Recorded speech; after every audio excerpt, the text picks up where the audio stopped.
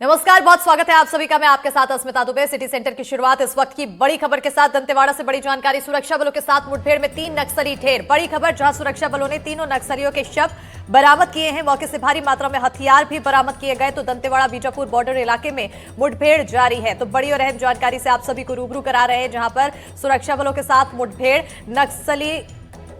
आपको बताते चले कि 3 नक्सली ढेर होने की यह खबर सामने आई है। सुरक्षा बलों ने तीनों नक्सलियों के शव भी बरामद कर लिए हैं।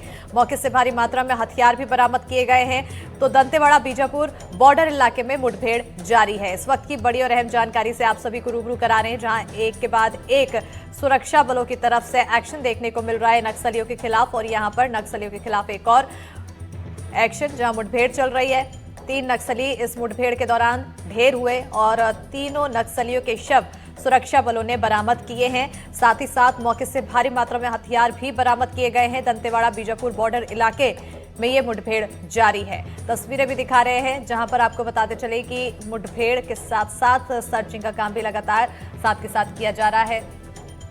जंगलों में ये मुठभेड़, सुरक्षा बलों के साथ 3 नक्सलियों के ढेर होने की जानकारी। ज्यादा जानकारी के साथ सहयोगी पंकज सिंह हमारे साथ जुड़ चुके हैं। पंकज, क्या कुछ ताजा अपडेट मुठभेड़ से जुड़ी हुई?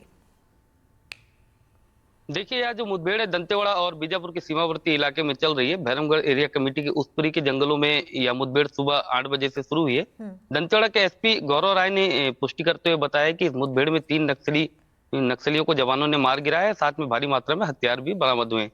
साथ में अभी इसमें यह पता नहीं चल पाया कि किस स्तर के नक्सली मारे गए हैं और किस स्तर के हथियार बरामद हुए हैं, क्योंकि जो इस इलाके में मुठभेड़ चल रही है वहां पर कल देर रात से डीआरजी के जवान निकले थे। सूचना ऐसी मिल रही है कि उस इलाके में बड़े नक्सलियों की मौजूदगी थी, जिसके बाद इस ऑपरेशन को ज्वाइंट में लॉन्च किया गया था, जहां पर बीजापुर और दंतेवाड़ा दोनों इलाके से फोर्स निकाली गई थी। मगर दंतेवाड़ा के डीआरजी के जवान जब उसपुरी के इलाके में पहुंचे तो वहां पर जो बैठे हुए नक्सली थे उनसे सीधी मुठभेड़ हुई आमने सामने पर। भारी मात्रा पर हथियार भी उस इलाके में बरामद किया गया है। जी बिल्कुल।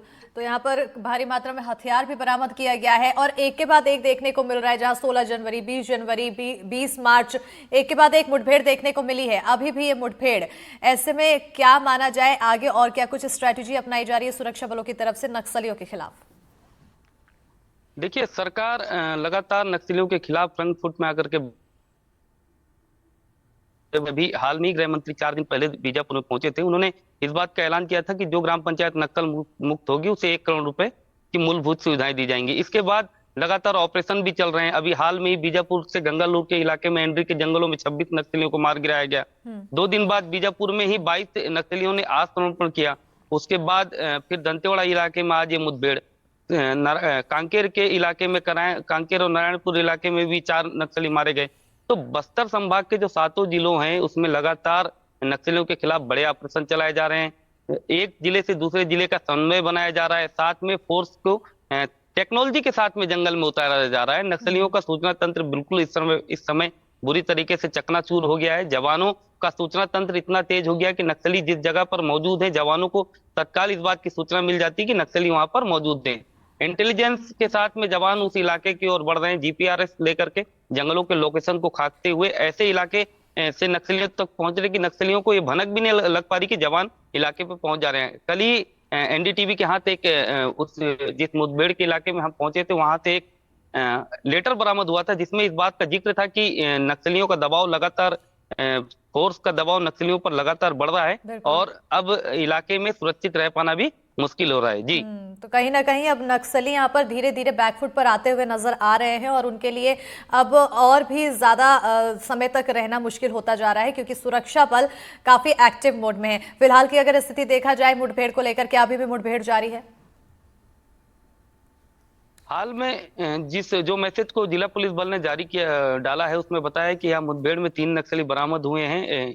3 नक्सलियों के शव बरामद हुए हैं और मुठभेड़ जारी है। क्योंकि इसलिए मुठभेड़ जारी है, उस इलाके से नक्सलियों को 100 को लेकर के जवान आ रहे हैं। जो उसपुरी का इलाका है, बेहदी अंदरूनी इलाका पड़ता है। तो जब तक सुरक्षित जवान जिला मुख्यालय में नहीं पहुंच जाते तब तक यह कह पाना मुश्किल रहता है कि मुठभेड़ बंद है। क्योंकि कई बार देखने को मिला है कि नक्सली जब जवान वापसी करते रहते हैं उस वक्त अटैक करते हैं। तो इसलिए जवान सुरक्षित उस इलाके से निकल रहे हैं। दोपहर तक एक खबर निकल कर आएगी कि इस कैडर के नक्सली मारे गए, मगर हम तक जो सूचना आ रही है कि इसमें एक बड़ा नक्सली लीडर भी मारा गया है, जो कि SZC यानी कि सेंट्रल कमेटी जोनल निपटा हुआ सदस्य है। जी बिल्कुल, ये एक बड़ी कामयाबी है सुरक्षा बलों की। इसके अलावा पंकज, जैसे कि आप बताते चले आ रहे हैं कि अंदरूनी इलाका है और साथ ही साथ जंगल का इलाका होता है, चुनौतियां कितनी बड़ी होती है सुरक्षा बलों के सामने नक्सलियों को ढेर करने में?